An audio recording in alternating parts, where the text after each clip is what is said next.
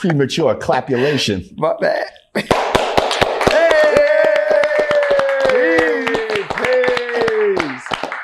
Welcome back to Yanadameen Godcast. I'm Lord Jamar. I'm Digga, and I'm back from Europe, everybody. Welcome back, Digga. And as you see in between us, we have the incomparable, the General. Yep. Mysonne, ladies and gentlemen. Clap it up for Mysonne. That's right, clap it up. Peace. Now, thank you for joining us, especially on such short notice. Thanks for having me, man. You know, it's an honor to be amongst such legendary. Listen, man. As yourselves. You know, one of your mottos. Thank you. I see you wear hats and stuff to say you work for the people, and I truly believe that. Like Mysonne truly works for the people. Absolutely. I see you out here doing your work every day.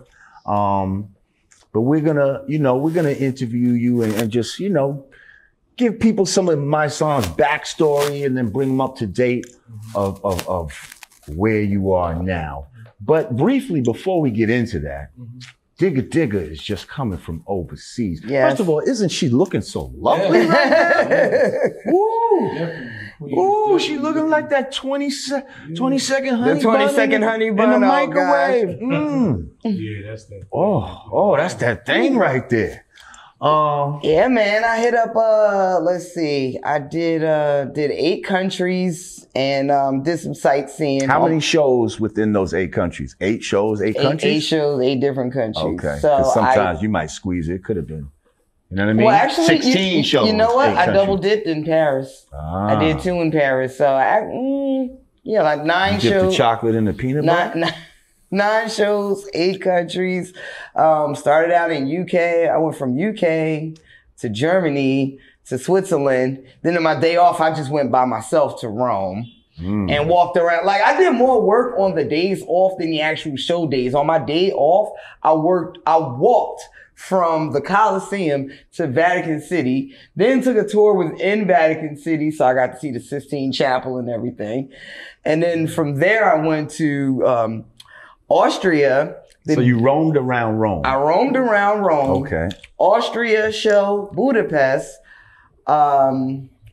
Bologna, Italy, Milan, Italy, and then Paris. I did 2 shows in Paris, and then I spent an extra day there and literally walked around the entire city of Paris. So I was literally working more on my days off than my show days. And baby, I am tired. I haven't even been in the country 24 hours. I am exhausted. I told Jamar whatever we debate about today, he already won. She said, I got it. She's not going to argue I don't even feel like it today. So you know what? There will be no debates today, really. We're just going to straight kick it with Mysonne. That's right. But before we get into it, if you'd like to donate to the show, and first of all, thank everyone that's been donating. We appreciate y'all. We're striving to keep this independent. We had the show about De La Soul last week. Yeah, and I heard we were talking about how, they're getting 10% of their royalties and, just how artists, when they get in the game, they'll willingly sign a deal with the devil, knowing that you're getting the shit end of the stick, but you want to fulfill your dreams so bad. So, now here we are in this new realm of media and we're using our talents for different things. And guess what? These people are coming to us the same way like how the record companies will come. Right. Okay? I think in the beginning, like a lot of us were conditioned to charge it to the game. Like you just assume that this is what I have to do. But now hindsight is 2020. We're old enough to see, damn, if we would have been smart enough to just hold on to that shit in the beginning, then we would have been good. But at the time, we might have not had, the type of people that could have funded us maybe was a little hairy. You see what I'm saying? You didn't have that crowdfunding that you could have had at the time. You know what I mean? Or maybe you did, but you didn't know you had it. You didn't know you can go around your neighborhood and be like, yo, I'm trying to make a record, y'all. Y'all believe in me? Would everybody, donate $100 towards me going to the studio or some shit like that? Like, I don't know if motherfuckers do that. or was doing that back then. But see, now with this internet shit, I was about to say it's easier now with social media because, you know, as a youngin' from the hood back then, like, how would you, you know, how would you know how to like get a tour going and none of that. You wouldn't know none of that. Exactly. So it's almost like you was paying to play. You pay to play. Yeah. So what I'm saying is we have the opportunity now to where we don't necessarily have to go fuck with some other like media outlet or whatever and now have to cater to whatever they want us to talk about, or, you know, it's the same thing as a major label. Like, we could keep our shit independent and be like, yo, we got a jewel here. We kept it to ourselves from the beginning. And now 20 years down the road, or however many years down the road, oh shit, that was the smart move. Right. So if you'd like to help us continue to do that and keep this independent, go to cash.me/$Yanadameen, patreon.com/Yanadameen, or yanadameen.com/support. Like I said, even a drip make a puddle. You know what I mean? So I've been seeing a lot of people, $1, $2. Thank you. That's what I'm talking about. That's right. Everybody hit a dollar, we be good. We got 63,000 subscribers.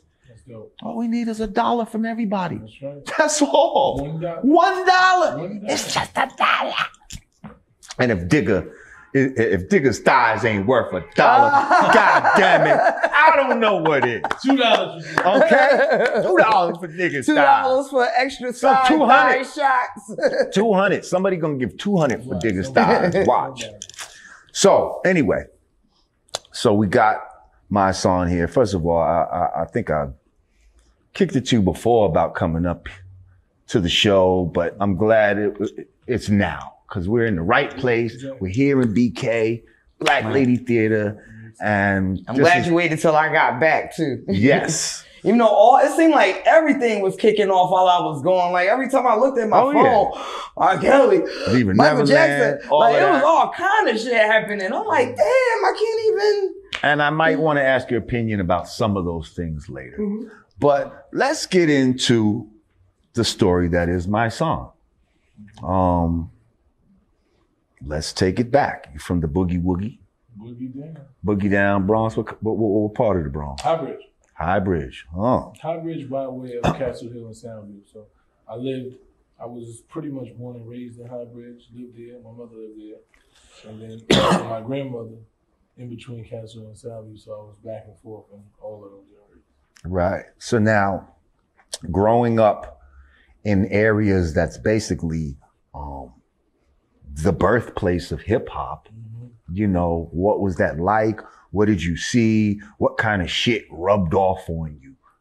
Oh man, it was a lot because we used to do. It was a lot of block parties and jams, you know, because I'm right from where hip hop was started, like right around the corner from that. So it was a lot of hip hop's jams, battles in the park. You know, it was a lot of the guards building, and you know, so I grew up in that era, just when lyrics meant something. When you was trying to say something that nobody else said, right? Or say it better than somebody. You know, it was so much creativity and competition. You know, like when I first started rapping, I didn't even let people hear my rhymes because I was scared because it was so many dope rappers. Now, when did you first start rapping? What made you first start rapping? And when were you brave enough? When did you feel confident enough to say, you know what?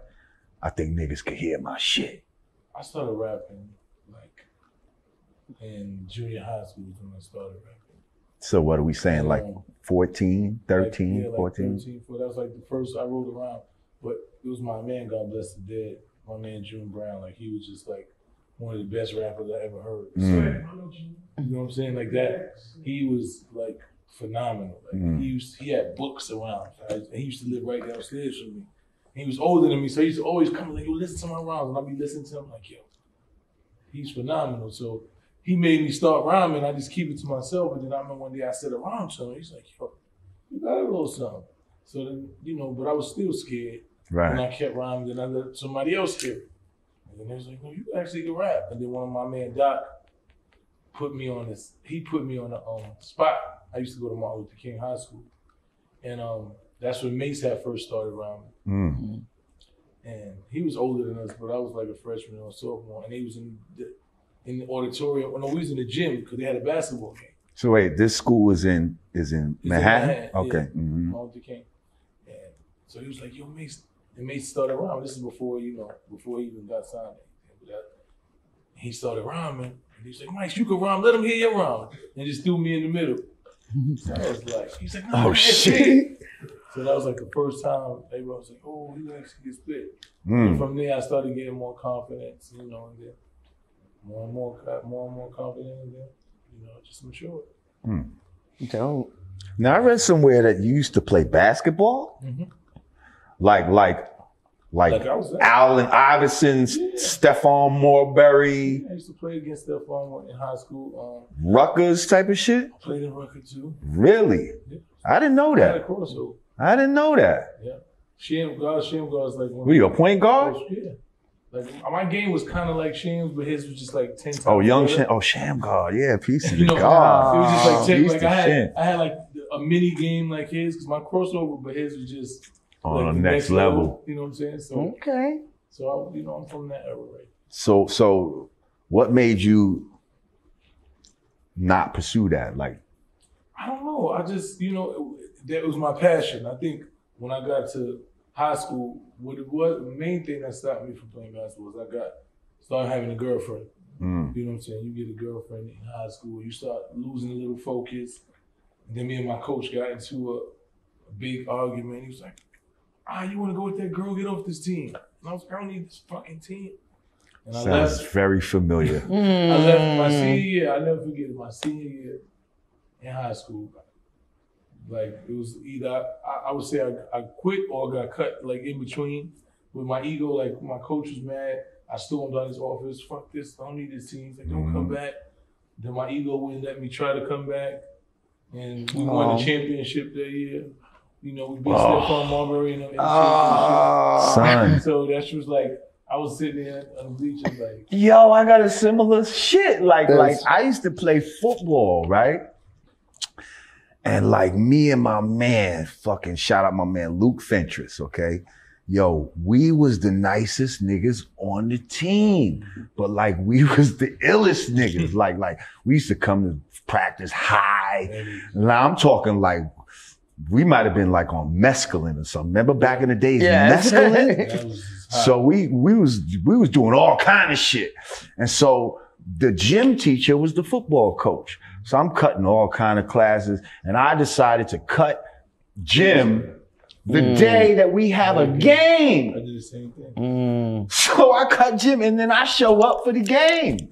And this nigga's like, and me and my man Luke, because we had cut together, and he's in front of all of the whole team. He said, I don't care if y'all is the best niggas on the team. Y'all is going to sit down this game. Okay? No, he didn't kick us off. He said, you got to sit down. So now he making us do the hashtags. We running up and down the field with the first down markers. You understand? So I did that the whole first half, right? So now I'm seeing during the game, my girl, a bunch of girls and dudes, my peoples basically is in these bleachers over expecting to see you make the winning shot. No, it's just football. It's football. She's the winning shot. Oh, oops. Yeah, a touchdown. I was a running back. Okay. So run for a touchdown or some shit like that. Well, we can say winning shot. So winning pass. Yeah, but that's so like girly, not knowing about a sport. Shut up. That's just perfect cliche shit. Anyway, so they over there and they smoking and you know what I mean? And just looking like they having a grand old time. So during halftime, I walk over there and shit. And they're not smoking weed, they smoking cigarettes and shit like that. So I'm like, yo, let me get a pull of that cigarette. You know what I mean? And so I'm like, yeah, smoke. And I got my back turned. And then everybody's like, yo, turn around. I turn around. My coach is just right there looking at me. Just with, you know what I mean? Just with disgust. Just with disgust. Like what the fuck? You over here with a cigarette? Oh, it gets worse though. Because it was a cigarette, right? So it was to the point where I was like, fuck this game. Fuck the hashtags.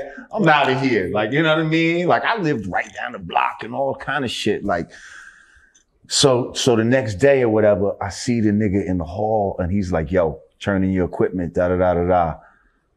And I'm like, yo, what's the problem? like, what I do? This nigga said, what do you mean, what's the problem? You were sitting there smoking weed at the game.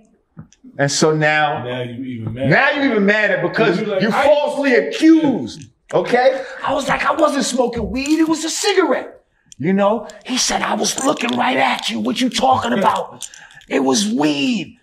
And so, you know, my ego, and I'm a young firecracker. Fuck you.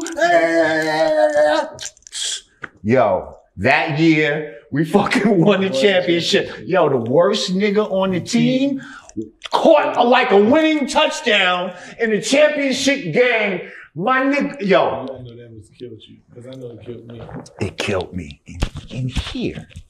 It fucking, oh man. Yes, very similar. And you still haven't learned when to back down. Ain't that a shame? Huh? What? Right. That's not the moral of the story. Right. The moral of the story. You totally, there you go again. The moral of the story. You totally are. That ain't nothing about the moral of the story. Now, I'm not going to say, first of all, I was a realist. I knew that I was never going to go to like the pros or nothing like that. I didn't think I was that nice. Like I was the best on that team. You know, we was the best on that team, but I knew, man, football is all around the country. Like, there's too many people that play this shit. Like, let me not fool myself into thinking that we might go pro one day. Let's start thinking about doing some other shit. I already was on my hip hop shit. That was a New York thing.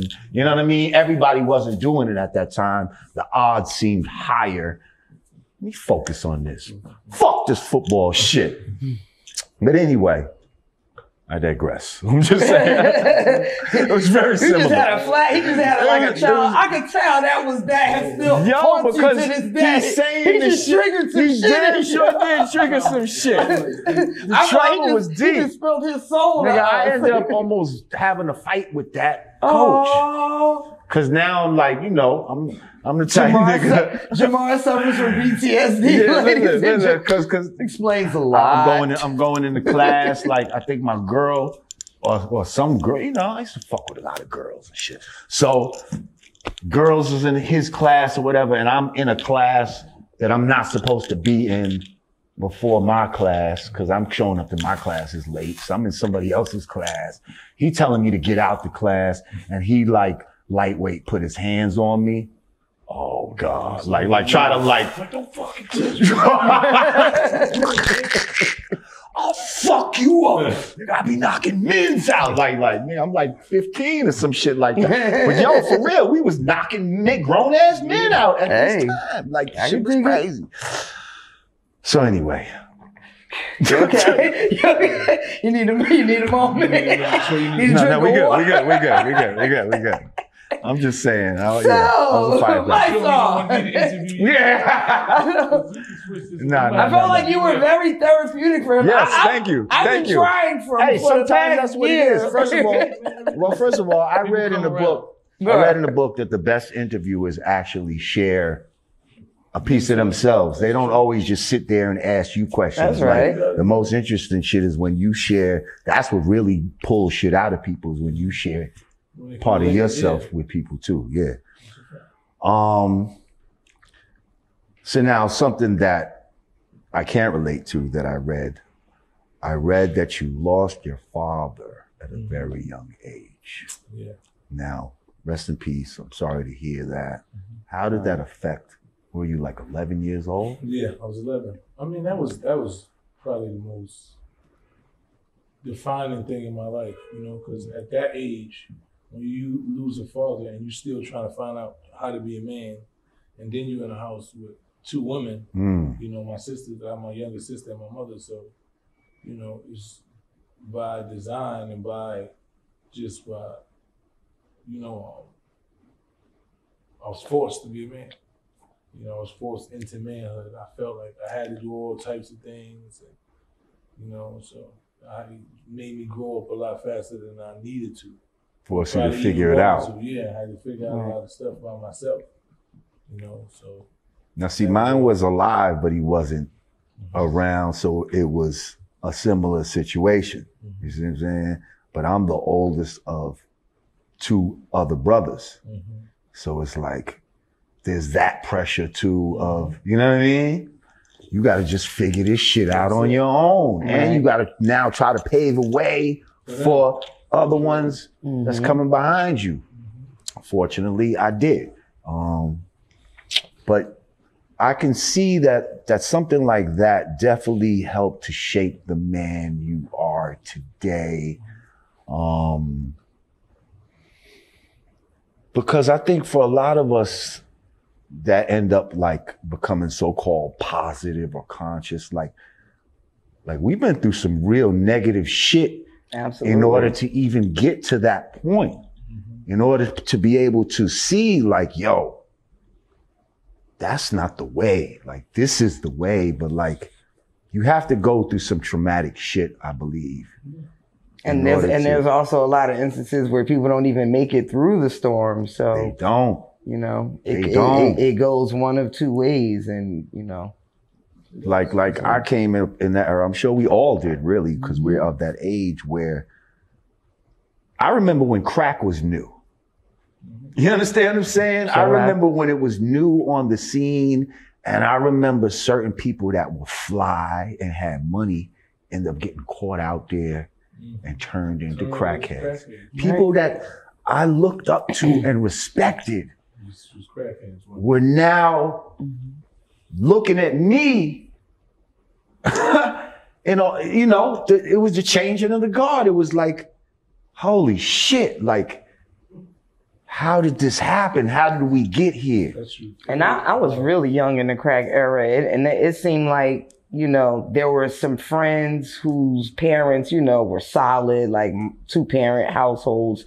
And then there were some friends whose, you know, parents were different. Like, you could just see, like, I didn't really realize it was a crack era thing going on. I just saw the difference in like some people's parents versus others. Now that I'm older, you know, I understand what it is now. But at that time, seeing it from a youngin's perspective, it was, you know, it was crazy. Like, I wanted to hang out with my girlfriend whose mom was the crackhead, because like her mother was, her mother was never home, and all the while she wants to come to my house because we got dinner at 6. Yeah, you got a regular, stable household. Exactly. And I just, you know, that was like that was like the dichotomy or something at that time. Yeah. I got a question. Yes, sir. That's fact checker Rage. What up, Rage? Shout you out. Hey, bro, you missed me. He was rubbed out. He was sitting there seeing, he was taking the residual booty heat and making it his.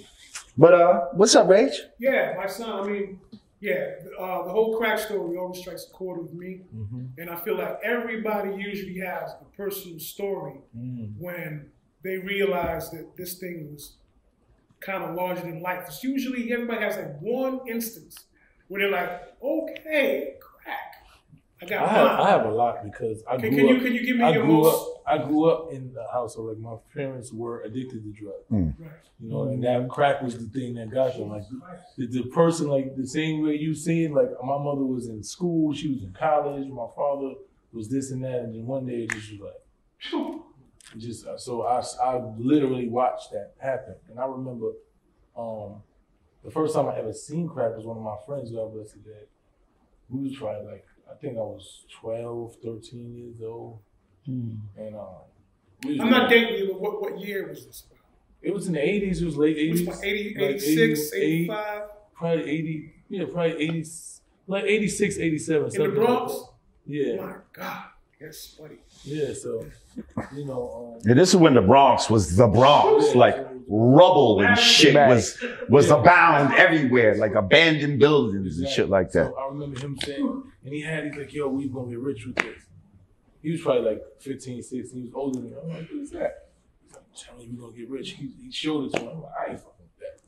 You know, and then I just watched it transform my family. Like, I remember just coming home and there's just nothing in the refrigerator.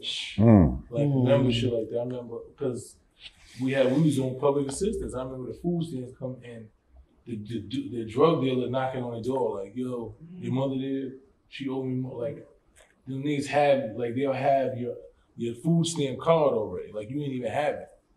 Like, they would take the card. That's how you would get the crack. They would take the card and have it. So you be thinking, we gonna get food, we ain't going shopping.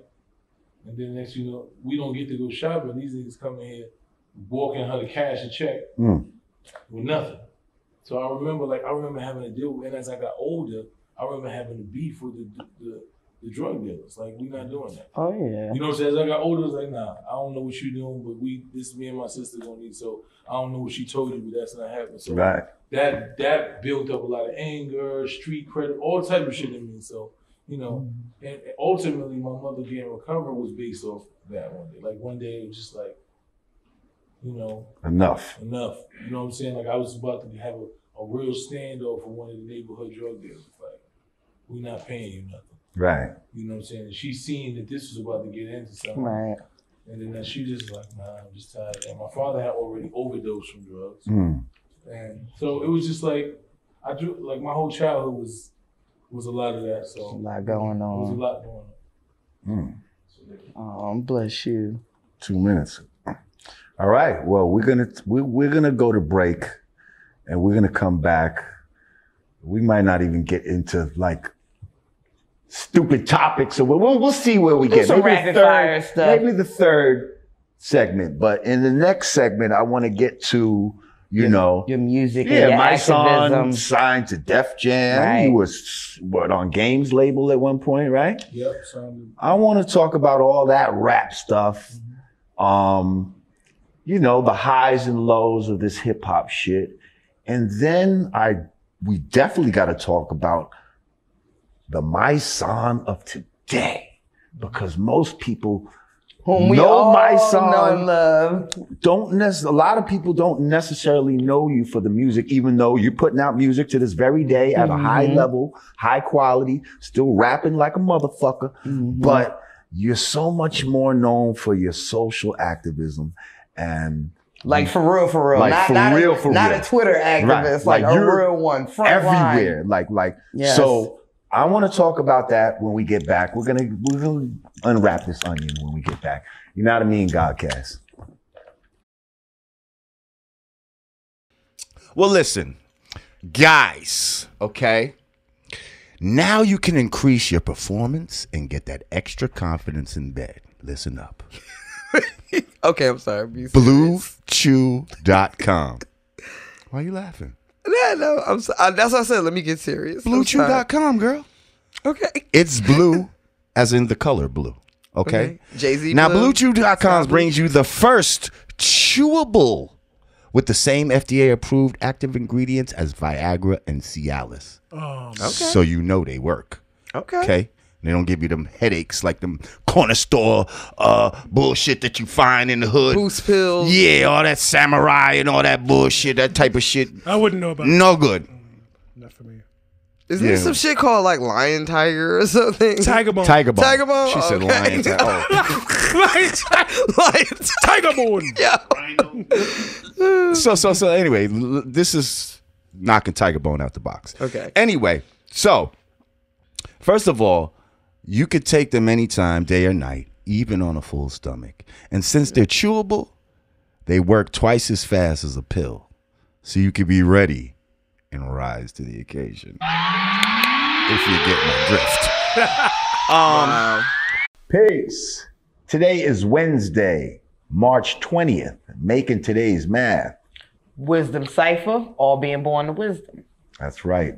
Wisdom is your wise words. A cipher is a person, place, a thing. Take your wisdom and give it to other people. Take it to other places. And through that cipher will produce more wisdom. Peace.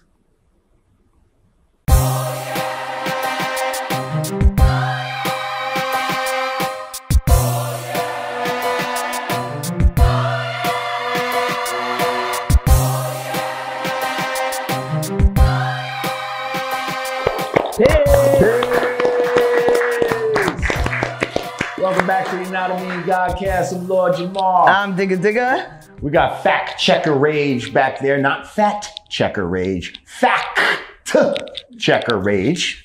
And in between us, we got the incomparable General Mysonne from the Boogie Down Bronx. In our first section, we talked to you about your early beginnings coming up in the Bronx.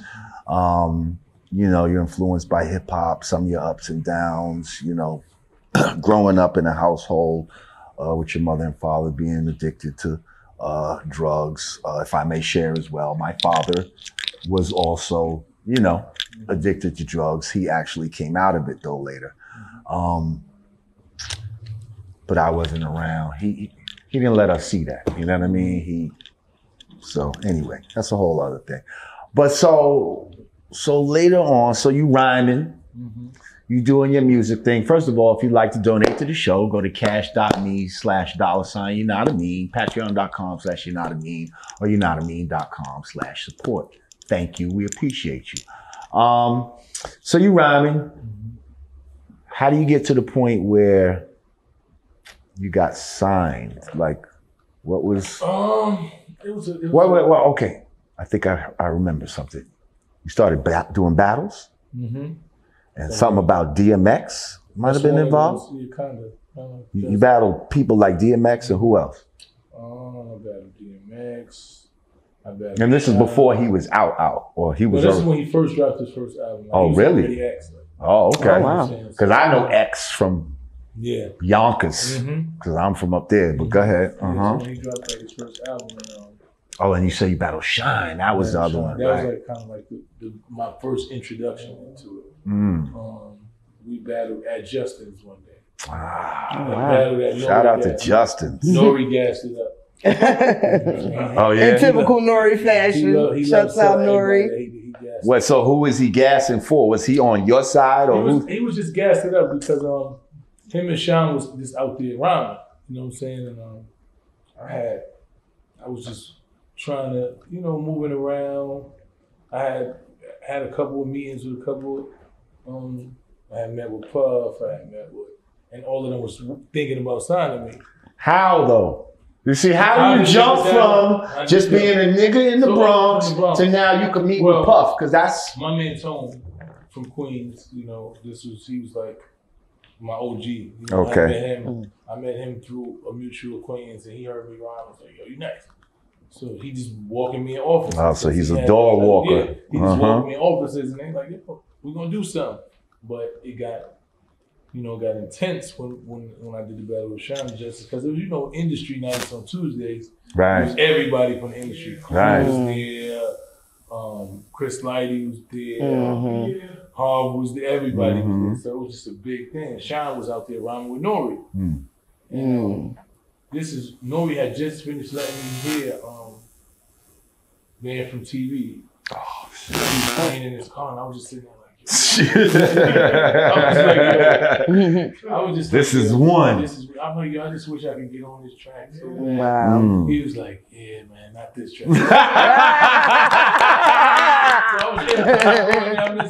I'm eating.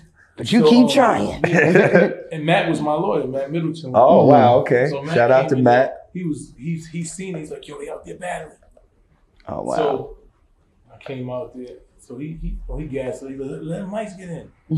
So Nori had never heard me rhyme. He just had heard of me. And then Sean had just got signed to Puff. So, you know, it just turned into like, I just came in there and I was trying to take everybody's head off. I know that's right. I was young and hungry. It was just like, what is it? And then the next thing you know, Nori was like, calm down, man. You trying to kill people. See, Nori is the baddest man hit my hand to. Remember I told you how back in the day when people wanted to like see people fight, like hit my hand. Exactly. Right. Nori's that guy. He's definitely that guy. So he was like, oh, all right, killer. He's like, yeah, go, Sean. So he just created a battle. Right. Yeah. You know, and then it just started spreading, like, yo, you know, and then Chris was like, yo, I want to sign you. Rest in peace, Chris Lighty. That was once my manager. So, and it was from that, it was, you know, the rest was from there. So you were signed to Def Jam, which for some people is, you know, a dream come true. Yeah. Especially at that time. Right. But I don't remember a bunch of records, you know, from Mysonne coming out of the Def Jam label. What happened? Because now you're not, there's many stories up there. I know Lady Luck was up there for a while. Shout out Lady Luck. She wants to come up here actually too. What happened? I went to jail. Oh, so you fucked it up. It wasn't their fault. I actually got falsely accused of a crime. Okay. So before I got signed, I was facing 2 armed robbery charges. And from 97, I got signed the end of 98. And so I was facing these charges, and then like I was literally supposed to, we had finished the whole album, like we had like everybody on the album. Had a dope album, I had Fati on the album, I had 8 Ball and MJG on my album, I had Mace on my album, I had the Locks on the album. This was 98, so you was about to kill. You know what I'm saying? Like I had a body of work. Like it was so dope. I remember I let Puff hear the album, and he was just like, "This is a dope album." You know, and that's what he wasn't. Nothing. Right.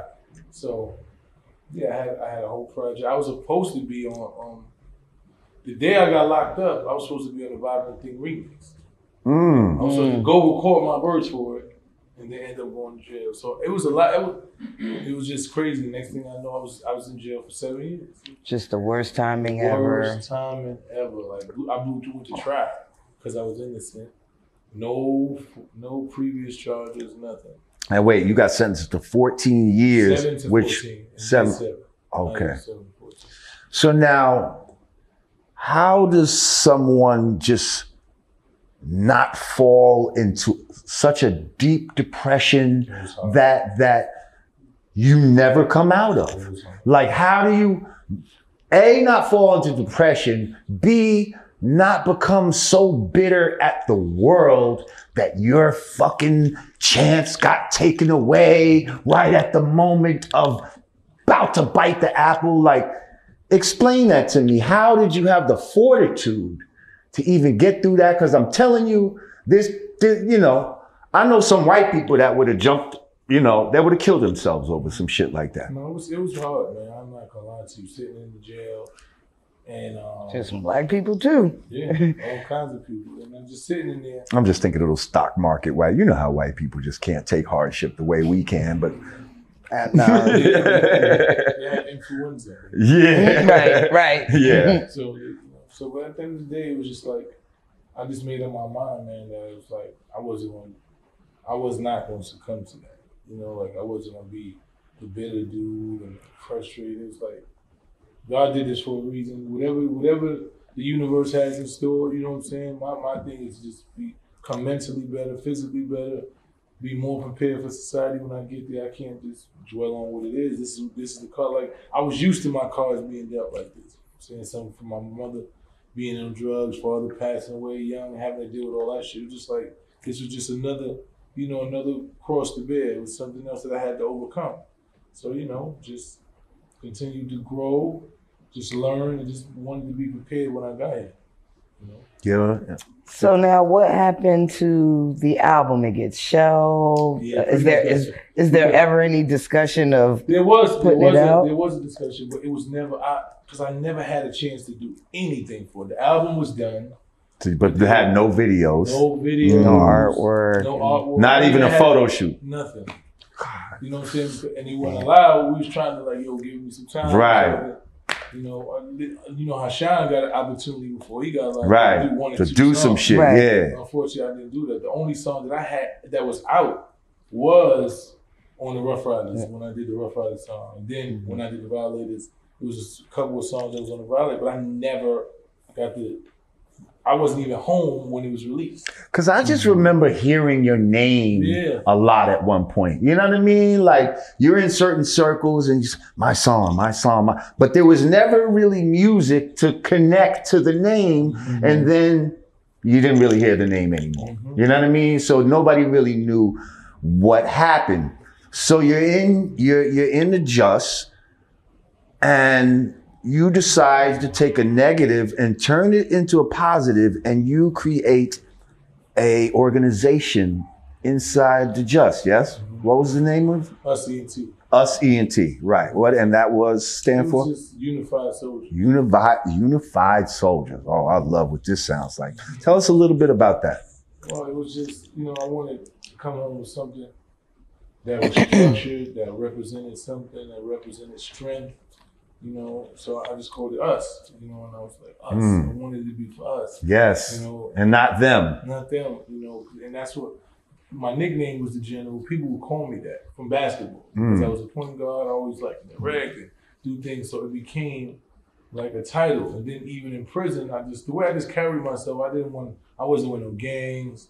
I was just by myself or with people that was doing stuff positive. I was influencing the older dudes to be positive. Like, they was like, yo, you inspire me to want to do, so it became like a badge, something that I wore. So I was so militant that I utilized that. I'm like, this is what I want. Whatever I do to be, I want it to be structured properly. I want it to be about people who's doing something positive, mentally, physically fit. Like, this was my whole goal, to come home. Because I was like, I'm not coming home to waste my time. Right. You know what I'm saying? I'm not coming home to just sit around and do what everybody else doing. I'm not getting involved with the negativity. I'm not doing none of that. First of all, how long have you been home? Right now, I've been home 12 years. Wow, okay. I came home in 2006. End of 2006. Now, for a lot of people, they end up just going right back. So you got that positive spark. Yes, congrats for not being in a jail. statistic. That's right. Congratulations. So now, but how did you keep that flame going? How did you now say, my song's about to take that energy and even go further with it, and I'm gonna be out here in the community, and I'm gonna strive to speak for the people, and I'm going to rallies, and I'm fucking flying places and driving. I don't even be knowing how you get to half these places, to be honest. Like, just wake up this. Who's funding some of this stuff? Actually, Seriously, before you answer that question, I have a question. Did you go through a phase like when you first came home, like, fuck that, I'm about to be that nigga? Yeah, like, did you go through like a disillusion phase? But it was never disillusion. Not disillusion, but you know what I mean? Like, it was like, yo, some ego shit. Thinking you can pick right back up where, You know what the thing is? I think that's why I never went to prison. I mean, that's why I never went back to prison. Okay. Because I never thought that. Okay. Like, I came home and planned. I used to tell people like, yo, you gonna go home and do this? I'm like, you don't know. I've been going 7 years. Life has changed. No, that's good. A lot of people don't realize that. 30 days, life changes. You don't understand the reality of what's going on. You don't plan to fail. See, I came home with the expectation not to win and have to continue. Like I've said, there's gonna be more people that tell me no than yes. There's gonna be more obstacles than there's gonna be doors that's open. So I understood that. So when I came home, like, yo, I knew I had the work ethic to be whatever it was gonna take, whatever it was gonna do, I was gonna do it. I came home, mixtapes, running around, but I was stifled because coming home on parole, you can't even travel. So when you have opportunities, you got a lot of these dudes that want to, yo, I want you to fly out here to Atlanta, come out here to Vegas, yo, we want to do this. Tony Drake and them, yo, we want to come out here, yo. When I first started again, yo, I had parole wouldn't let me go nowhere. So that was stifling itself. So you trying to build here, and you know how New York is, they ain't trying to help you do nothing. You got to already be hot. Right. You know what I'm saying? So it was just, then you got the stigma, oh yeah, he was already done, nobody want to hear that. It's over, so you got to, there's a lot of mental strength and a lot of fortitude that you got to have to just keep going. So just doing music, I always, the transition to what you talking about was probably like 6-7 years ago. And that's when the transition came, because it was from music. And I met a friend of mine who's now a friend of mine named Tamika Mallory, who is like one of the biggest. Yes, shouts out to Tamika. We were on a panel together at the Congressional Black Caucus. I met her doing a fundraiser she had at Christmas. She was giving a giveaway, and one of my friends, Mita, who does all of the giveaways and a lot of community stuff and connects artists and stuff. She is like, yo, I want you to come do giveaways. And I met her there, And then we started talking. She like, yo, what do you do? Boom, boom. At that time, I was doing personal training. I was doing everything. I was just doing so many different things. Music. That could be a whole next thing. There's so much to talk about with Mysonne. Right. Go ahead. So I was doing that. So we started connecting. She was like, yo, I need a personal trainer. I started a personal trainer. Then she was like, what else you do? I let her hear music. And I had did this song for Trayvon Martin. And with a video and everything. And I let her see it. And she was just like, yo, this shit is phenomenal. Like, we need you in this work. She was working with Trayvon's mother. And, you know, they was really close. She was like, yo, his mother would love this. Like, I want to hook you up with my friend who has this organization where they connect artists and stuff and stuff. And I was going into prison, speaking to kids and helping them do music in prison as an alternative to violence. And one day, a man gets choked outside for selling Lucy. And in the borough that I live in. And that was the first protest I ever went to. Right in front of the store that I would sometimes go get my black soap from. Yeah. And I went to that protest. And from that protest, I'm morphed into just a full-grown civil rights. Like, I always had the spirit of it because I always felt like I was a superhero anyway. I was in school. I used to protect the kids who was getting bullied by the bully. Like, I always wanted to be right. You know what I'm saying? And then when I went to that march and I was sitting out there and we was just moving in unison and we was like, yeah, we're going to jail. And I had never went to jail for something that was positive. Right. You know what I'm saying? So 10? It almost felt good. You know what I'm saying? And I was like, yo, whatever. We got locked up and then you felt like you was making change and you seen it was like, yo, this is what I need to be doing. You know what I'm saying? This is where I feel comfortable. There's a saying that I heard a long time ago. I've shared it before. It says, many shall come, but only a few shall be chosen. And those that are chosen choose themselves. Okay? You're a chosen one. And you chose yourself to be chosen. You see what I'm saying? To be in the position that you are now. Like, I feel like, you know, back in the days, you had Malcolm and Huey and all these type of, they didn't necessarily look at themselves the way we look at them now. Right. They was just regular niggas just speaking for their people the way we're doing now. Right. But some of them had the presence of mind, especially to put it down on film. Okay, especially like a Malcolm, or to record it. You see, for posterity. So, because there were a lot of people that were out there building and stuff like that, but we only remember the Martins and the Malcolms. Why? And the Hugh, because they recorded what they did.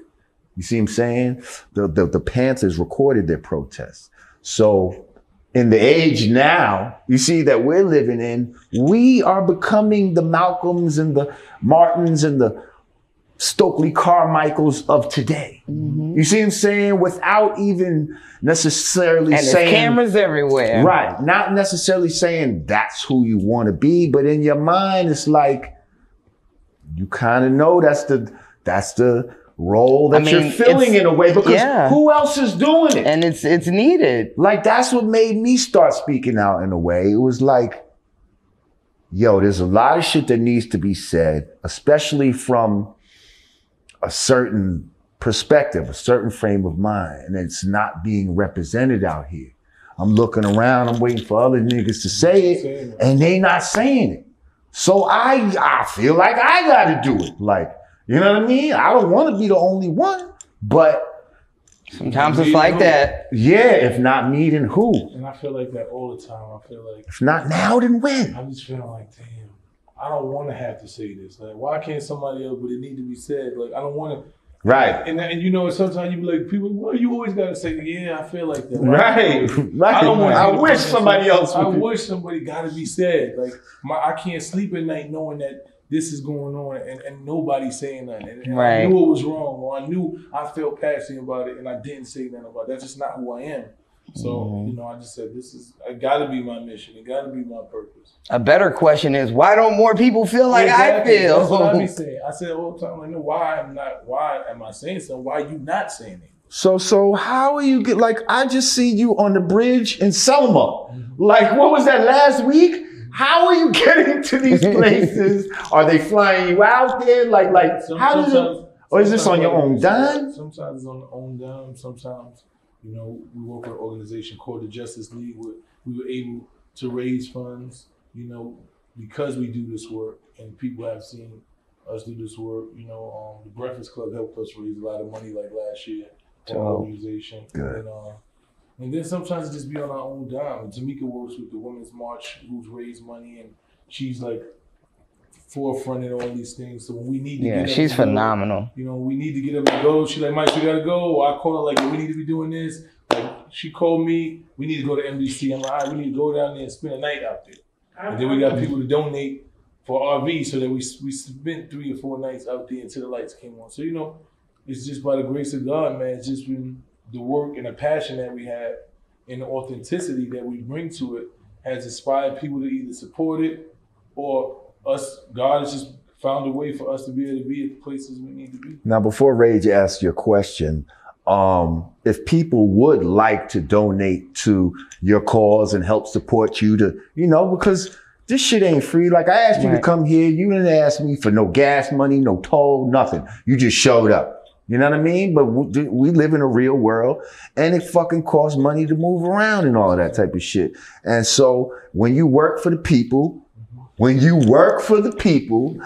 the people have to supply the paycheck. Like, it's just real. Like Malcolm X's crib got firebombed. We don't know who it got firebombed by, but he was living in a house that was basically given to him by the Nation of Islam. Like, he didn't have shit. He didn't have no money. And now, you know, the movie Malcolm X might have grossed how many millions of dollars, but it's like, you know, why do the people, the revolutionaries of the time seem to always have to struggle and all that? Why? Like the people need to support. So is there a way, a method, or a way for people to contact you and support your movement? You can support me.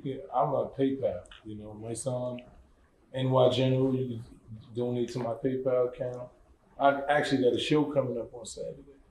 Oh, this Saturday? Y'all need to come. Hey. I'm doing SOBs. I'm DJing Saturday. Wait, what time is your show? From like 7 and 10. Oh. Yeah. I'll come to your show if you come fuck with me at the 5 spot on Myrtle Ave. Oh, I'm coming to that. That's damn seafood. Oh my goodness. I'm so greedy. Look, fuck what Jamar doing. I'm coming for that food. seafood. Fuck yeah. Let's go to my way. So he said SOBs? Yes. SOBs. All right, SOBs, March 16th. This is gonna come out after that, but fuck. Well, fuck it, but we already. Yeah. By the time y'all see it, we don't know. No, but you know what? Show. We can just do like an insert. For Friday's clip. Right. Yes, we can do that. We can do that. Okay. Yes, we can insert that. This Saturday, check out my son at SOBs doing his goddamn thing. Then right after that, we're going to head over to Brooklyn Bridge and go to the 5 spot on Myrtle Ave, where I'm going to be spinning on 1s and 2s, hitting the best of the golden era fucking hip hop and R&B. That's how we do. If you've never been to like the Tunnel, or if you've never been to like Latin Quarters or Union Square, and if you don't like that type of energy, then don't come to this. Don't come, because that's the type of shit I'm playing. Like, I'm not. There ain't gonna be no Lil Uzi Vert. None of that is going on. None of that is going on. Strictly classic hip hop shit. Now I have a question. Okay, we got 3 minutes in this segment. 3 minutes? Okay. Is there any situation that you've ever felt like, oh shit, like like this might be, you know, I think we might be in for it? I think it was. I think there's a young lady by the name of Chiquisha Clemens that was abused by an officer in the Waffle House in Alabama. Yes, she was with us in DC. And we were told that they probably was gonna have armed people outside, like we was doing a protest, and we was told that somebody might try to shoot us. It was coming from a lot of different places. And, even our security couldn't even protect us. So it was just me and probably another brother with us. And we was marching, and it was like all around us, and I was just, that was like the first time I was like kind of nervous. There's a lot of us, and everybody was talking. The security was trying to talk us out of it, like, yo, be careful. These people down in Alabama, they have, you know, they've been told to shoot and all this stuff. So I think that was the first time I was that heightened. Felt like, oh shit. Like shit might go down. But see, that's the epitome of courage, though, because courage is not being scared. It's actually having fear and facing that fear, and what you do in that moment, how you face it. That's the epitome of courage. Listen, I want you to look at the time. Do you have to go right now, or do you got one more 20 minutes? What I need, I can't get 20. Okay. Well, then listen. You've given more than enough. This was great.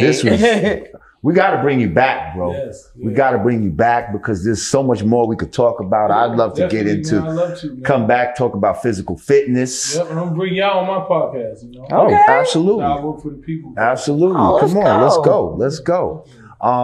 Listen, thank you so much for coming by. Listen, he got to go pick up his fucking children. That's right. Okay? I don't like to call them kids because kids are baby goats that go to the slaughter.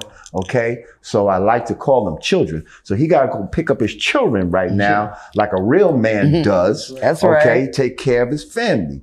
Again, what's your social media? Mysonne NY General for Instagram, at Mysonne on Twitter, and my Facebook is Mysonne. Yo, my brother. Appreciate you. Thank you so much, Thank bro. you for having me. Yes, let's get up Saturday. Thank you for coming out. See y'all Saturday. Ladies and gentlemen, Mysonne. Clap it up. Yay! And we'll be back. You know what I mean? You know what I mean? Uh-huh. Peace. Today is Friday, March 22nd. Making today's math. Wisdom, all being born to culture freedom. That's right. Wisdom is the wise word spoken by the wise black man. Culture is one's way of life. My way of life is I, self, Lord, and Master.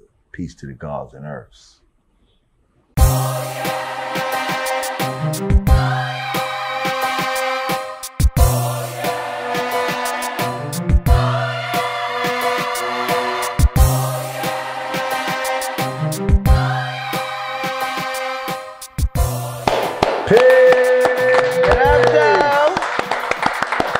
Welcome back to the Yanadameen Godcast. I'm Lord Jamar. I'm Digga. We got Fact Checker Rage in the house on the ones and twos.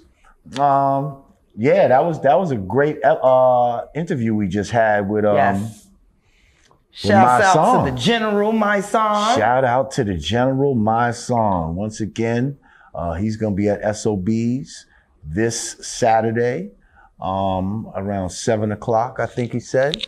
And then I'm gonna be at the 5 Spot in Brooklyn. I'm about to say this, you might actually could just talk to them about that. Didn't you come to the 5 Spot last time when we did the Unsung, right? Yes. And I'm coming again because they got shouts out to 5 Spot in Brooklyn. Shouts to the 5 Spot. They do got some good ass food. Oh my goodness. Yeah. So yeah, but I'm gonna be killing them with that golden era hip hop. Yes. That we all know and love so much. So that's how we're gonna get down. Shout out to our people on YouTube Live that just joined us, and they in the chat. What up, peoples? Your girl's back from my European tour. Okay. So Digga, we were saying how we're trying to not get caught so much in the timely topics as far as time sensitive topics. Time sensitive. We record something one day. By the time the shit comes out, it seems like it's late. So for this particular segment, I'd like to go to something that's timeless. Right. Okay. And then something that the people can weigh in on as well. Right on. So at our last studio that shall remain nameless, we had gotten to a conversation in the lounge about, is a friend. Friending your friend's friends. Friending your friend's friends. Thank you for giving it a title. Friending your friend's friends.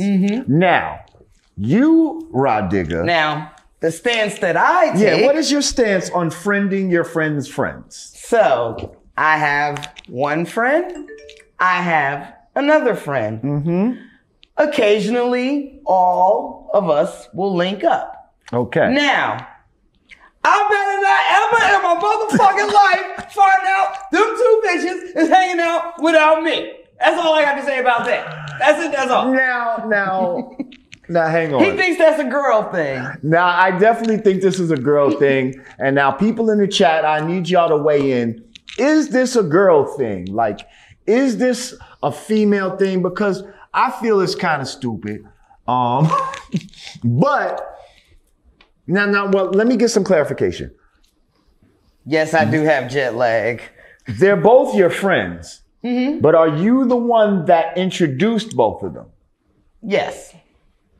Now, is that the main thing? Let's just say y'all all just homegirls. I think it's the fact that you introduced her to her, and now they better not be hanging out without you. I think the main thing, well, for one, is probably like how close you are to the girl. Because say for instance, if this friend is considered like a bestie, so we know each other's secrets. And if this person is also like, I think that applies more to like the besties. Okay. So like now say I share secrets with this bestie. I share secrets with this bestie. I may not tell this bestie everything I tell this bestie. Well, see, now you're fucking up. I may not tell this bestie. So that's your paranoia. Bestie. So they're not really doing nothing wrong. So what can't ever happen are the two besties getting together and trading stories. Wow. So this almost doesn't sound like besties. No, it's totally. This almost sounds like. It is totally normal to have boyfriends. No, because First of all, why are you not? If they're your besties, why the fuck you not being honest with each one of them? Because with certain friends, you understand the limits and what each friend is. Okay, so now you basically understand what you're dealing with each friend. Like for instance, this could be my best friend, love her to death. Don't bring her around nobody boyfriend. We're gonna have a fight. This friend right here, love her to death. She's gonna be the party pooper. Don't bring her to the turn up shit. So you know what you're dealing with. You know the confines of each friend you're dealing with. But when it comes to, you're talking about bring one here, bring one there. You're confiding in them now in some shit. Now, hang on. Because you might want to share your whole secrets with your whole bestie. Right. So what I'm saying is now, you want to share your virtual. If she's really your bestie, why are you nervous that if they get together, they're going to start trading bestie secrets? If they're your besties, they should be holding these shits close to their bosom. No, but that's not the key reason. For one, like we're just it's just ego. And we don't want, you don't want your girl. You don't want your girl hanging out with your other girl just because. Yeah, I don't want to call bestie on the phone. Hey, girl, no, she's over here kicking it with such and such. With my such and such? Huh? But maybe be cool. Like now you got questions. Oh, so y'all be talking on the phone and shit. See, y'all hung out. I believe the fear is. What's the fear? The fear is you don't want to find out that you might be the whack one in the equation. Hey, you don't want to find out that these broads have more fun without you being there. Because maybe you're the homegirl for something, but when it comes to those two. You see what I'm saying? I ain't even going front. I am the whack home girl because I'm the bitch that want to go to bed. No, I don't want to turn up. No, I don't want another drink. No, I don't want to go to these niggas. I'm going to invite you. Just because I'm Rah Digga. I am the motherfucking Yeah, you might show. can get us in free somewhere. Let's get clear. You might can get us in free, but after that first time, these bros done winked at Tony at the door, and now he remembered him without your ass. And matter of fact, now they remember. I get us through the door, bitch. You better get us the drinks. You the two bros that were with Rah Digga, right? Yeah, y'all was with Rah Digga. Oh, come on in. Y'all don't even need Rah Digga now to If get I in. get us through the door, the bitch better get us the drinks. What I'm saying is, the next time they go there, they might not need you. You did? I mean, they good, but they can't hang together. But that's what I'm saying. They not only are they hanging together, they're getting in the club off of your strength of the time that y'all all was together. All my friends do that though. All my friends meet somebody through me one time, and now now they got a whole network and shit going on. So this is a personal thing. But my bitches better not. but my bitches, all I know is my bitches better not be hanging with each other. Is this permissible, people? That's all I do now. People at home, YouTube Live, is she bugging? Am I bugging y'all? So she Rah Digga. I want too much control. Oh shit! Come on, they said, come on, Rah. No, that's some dude shit. No, too much Digga want too much control. Okay, all right. So let me pose this question. How would you feel if you bring your mans to like a function, right? Mm-hmm. And say at this function, it's all the movers and shakers there, right? Mm-hmm. You might possibly, and these movers and shakers are people that you may or may not fuck with personally. Mm-hmm. Then the next time, some time go by, next time you speak to mover and shaker, homie, you're like, oh yeah, I just had lunch with your man that you brought to the thing. I'll be like, oh, word? What? Yeah, that what? Right? Come on. Oh, word? I might be, it's gonna make me put my ears up, but I'm not gonna feel like the homie is forbidden. You gonna wanna know what the fuck, it. Right? But you gonna wanna know what the fuck, right? Like, well, first of all, if it's some movers and shaker shit, I kind of want to know because it's some bread being made behind my back. You see, that's what I'm thinking about now. Are y'all now making some bread? Because now if y'all making some bread and I was the facilitator of that, well now I feel like maybe I should be cut in on that. What's the number on that, Jay? What's the number on that? Well, at least 10%. And we're just petty. At least 10%. It's a broker. Come on. Fair enough. So all I'm saying is I need some women but I'm to not weigh saying in. that I'm not saying that the niggas is forbidden from doing that, is what I'm saying. They not forbidden. I'm just saying I would hope that if y'all break bread, don't forget the homie that fucking put y'all niggas together. But I'm not gonna say, yo, like, motherfucker, I introduced y'all. Okay. Don't y'all ever fucking hang out without me. You're not doing that. You're not doing that. But now, But I want you to break bread though. Okay, absolutely. so remove bread. So say your male best friend, right? Mm-hmm. Now, all of a sudden, he can't The only place this applies, is if, like, I was fucking with a broad and now this nigga want to fuck with one of my old broads. No, that's total justified. No, I'm talking about, say your homeboy Mookie. Let's say your best friend named Mookie. Okay. Now, all of a sudden, Mookie don't have time to smoke with you no more. Mookie don't have time to watch the game with you no more. Mookie can't do football Sundays with you. Oh, well, y'all not doing football Sundays because y'all protesting. Yeah. But Mookie can't do none of this shit with you no more because now he hanging with fucking old boy that he met at a function that you brought him to. I just feel like, and now he ain't got time as for your a man, see, as a masculine man. Okay, dudes don't care. It's on the. All right, so it's like, okay, so it's on the gay. All right, it's kind of gay. Okay, what you talking about? Oh, Mookie's not watching football with me anymore. Okay, well, he's not smoking blunts with me anymore. I don't give a fuck. Okay, get your ass out of here, Mookie. You was steaming the blunt anyway, my nigga. As women, you hardly was putting money on the blunt anyway, my nigga. As women, no. As soon as my best friend starts telling me that we can't have Manny and Petty Day together because she's hanging with such and such over there, I'm gonna feel some type of way. I'm sorry. I mean, and so this is why I feel like this is a girl thing. This is a girl thing. Okay. Because guys, let's ask the only other girl in the room. Hey, sweetheart. How would you feel if your best friends start linking up with each other? Like your homegirl and this homegirl all of a sudden start linking tell up. The truth. And you just scrolling through it. First of all, you trying to call bitches. Yeah, you just ain't nobody scrolling answering the phone. All of a sudden, you decide, you lay back, you scrolling through Instagram, and you see bitches done linked up.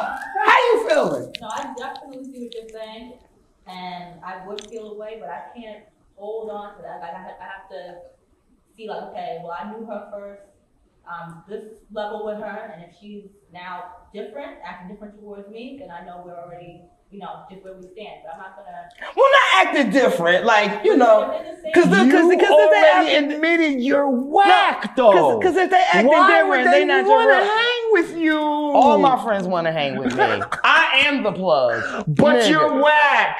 You don't want to turn up. Okay, so you're the whack plug. Hold up. I always want to get something to eat before the party. I gotta eat. So now you're making bros tired. I want to leave the party to eat. No, I don't want another round, bitch. I'm hungry. I'm sleepy. I gotta get up in the morning. Yes, I am that friend. But I'm Rah Digga, so good luck with your 98 likes on Instagram, bitch. You better get in my picture with my whack ass. Okay. But admittedly, Rah Digga don't like hanging out, and Rah Digga, when it comes to having fun, is whack. So if two of her turn-up friends got together, first of all, they might want to do some hoe shit without you. How about that? No, that happens. How about that? That does happen. And so you can't let them do they can't do no hoe shit? They can if it's hoe shit, they can do. But you know what? But if it's regular shit that you want to partake in. See, they don't tell me they do the hoe shit, though. They'll do the hoe shit exactly. without me. I always just like you don't tell them certain shit. But you know what's funny? And that's why you're scared for them to be together. Shut up. See, my you ain't no good friend. You ain't no good friend. I am a good friend. See, I like to hang with dudes. Like the shit that I think is fun, my bitches think is corny. Like, oh God, fucking sausage party shit. Like my type of fun is, oh shit, the Benny the Butcher concert. Like they're like, are they gonna get shot? People shooting there? Yeah, so, my type of turn up is different. But, however, I am the what you call it in the equation. What, the common denominator? Yeah, the common denominator, that's it. I mean, I feel that. Look, I better be the common denominator in the motherfucking equation. I think it's a lot of... And I'm petty. Yeah. I have no problems admitting I'm petty. That's cool, and I'm petty sometimes. Like, you gotta, knowing is half the battle. I'm petty, and I know it. How about you guys? Anybody else petty with me? I think it's just certain things to be petty about. I feel like guys wouldn't even want to admit that they even care that much about another guy not chilling with them or whatever the fuck the case may be. If I introduce you to somebody, just don't embarrass me. Like, let's just say y'all do get together. Look at you all enthralled in the comment. No, because I want to find you want to find, and there ain't one in sight. Ain't nothing positive in sight. Yes. They all like, you're bugging, Rob. No, Manny. You're wilding, Rob. Manny Joe guy said he's petty too. Latoya Logan said she's petty. Thank you. Yes. Damn, what was I just about to say? Fuck, you just threw me off, girl. Selena Hutchins is petty. All the females. Yes, see, females get it. We get it. So I'm petty.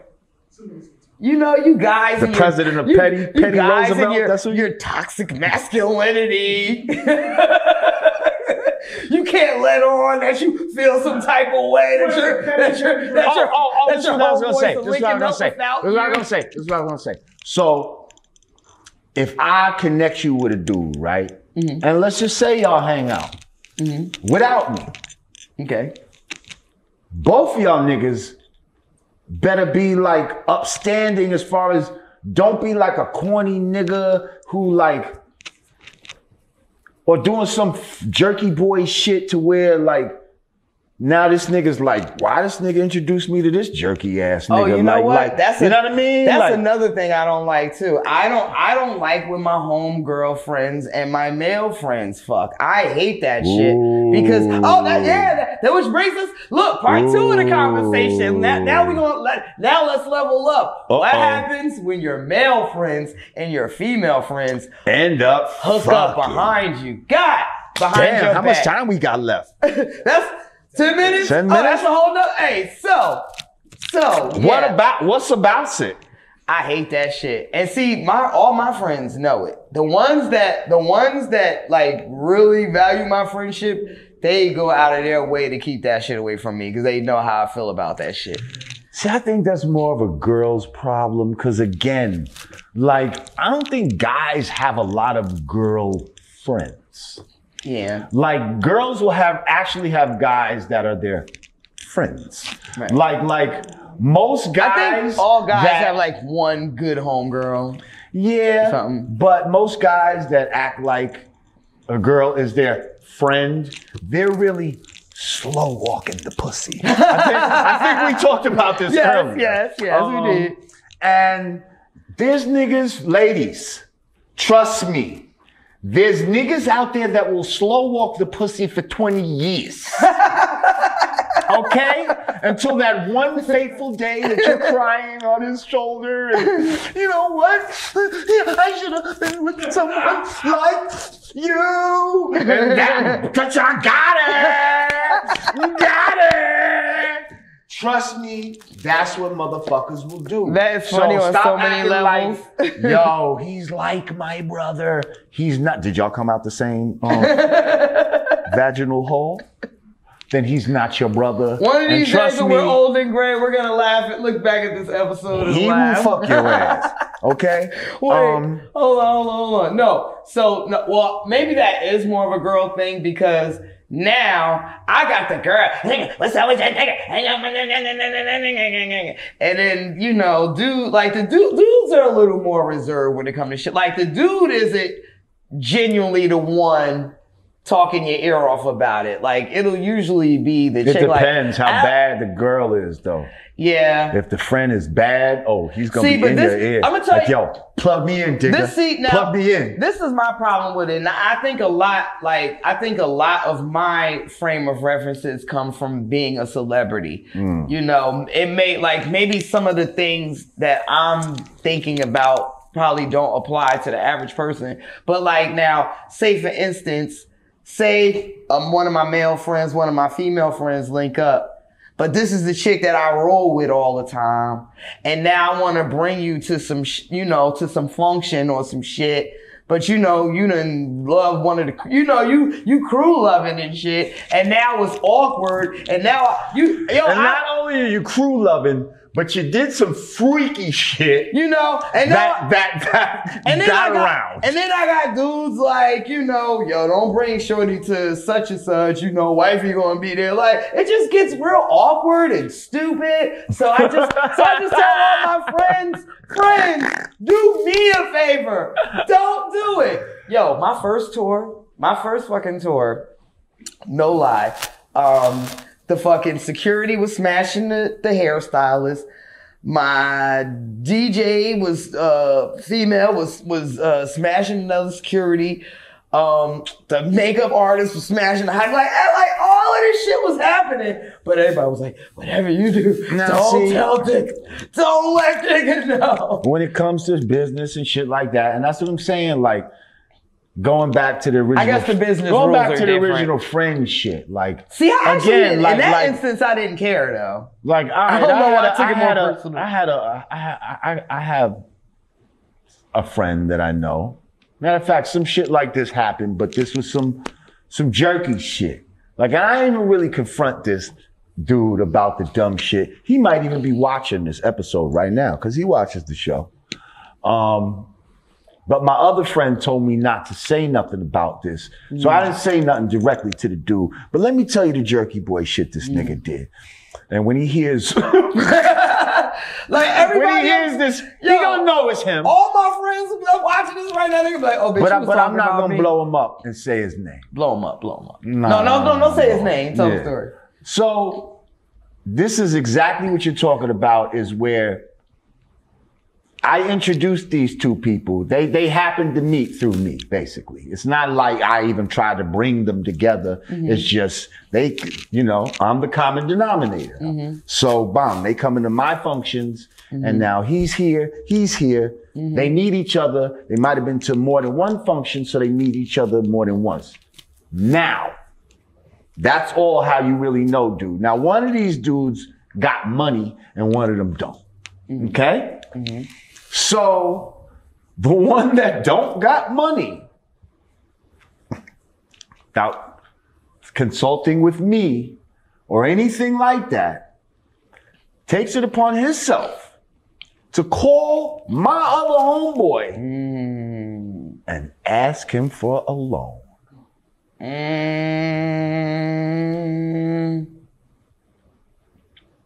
See? But see, this I mean, I get it. You see? I get this it. is a totally different level. If see, that's business versus... Yeah, you see what I'm saying? Like if this was some personal shit, if he called them and asked them to go have a drink, oh, fuck. Y'all niggas go knock back as many fucking beers as you want. But some shit like that, like I introduced y'all, crossing the line. and then, like I feel like you making me look bad. You making me look bad by doing some shit like that to my man. So my man, of course, he's gonna hit me like, oh, don't say nothing, because he's a nice guy. Oh, don't say nothing, but your man hit me. You know what I mean? Asked me for some bread. Like, what? Because he know I'll bleem on a motherfucker in a minute. So, I had to woosah and just, take it in. But that was some fucking bullshit. Don't be doing no fucking punk shit Trying like to put that. a black eye in the game. Yeah, like motherfucker, don't. You want to hang out with a motherfucker, that's cool, but don't be doing no shady, maybe jerky boy, maybe that's funny style moves. Like some people don't understand what's funny style. That might be, and I think that might have a little bit to do with my control. It's like I've been wanting to regulate the situation, because I'm like, I gotta make sure you don't say no crazy shit or do no crazy shit that could possibly be a bad reflection upon me. Yes. And not that, now that's the part that and it's like, I know my friends know, like, first of all, if you're in my life now, if you're my friend now, you've known me for a bare minimum of 15 years. Like, I don't have any friends younger than 15 years ago.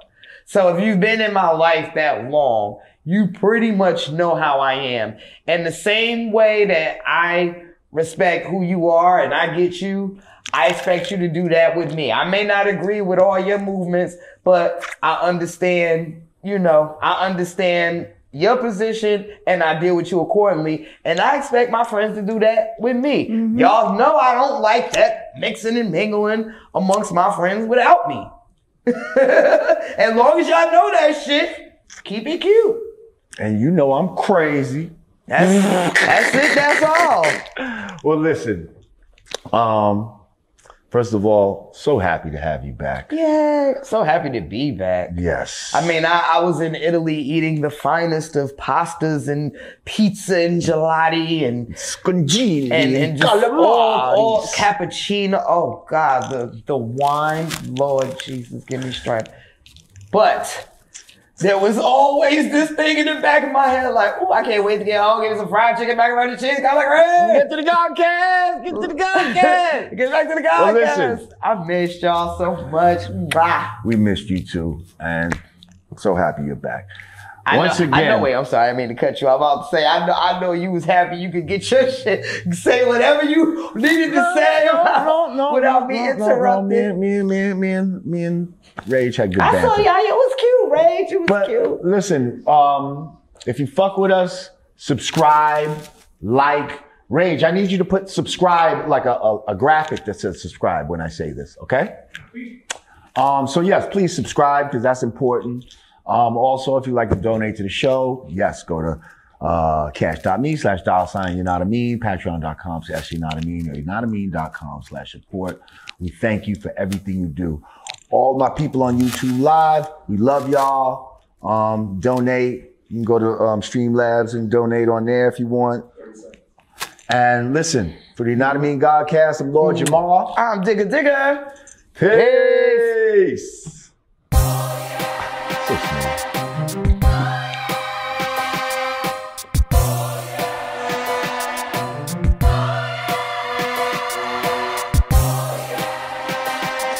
Yeah.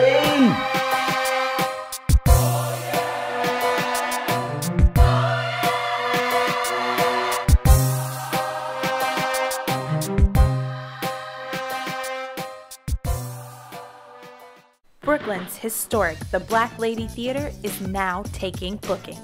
Host your next birthday party, concert, networking event, baby or bridal shower, wedding, art show, gala, corporate event, live stage play, audition, and so much more. At the one and only The Black Lady Theater. Mention code GODCAST for 15% off your rental fee. Code good for the first time customers only. Valid for a limited time. Call 718-771-0900 to book your event today.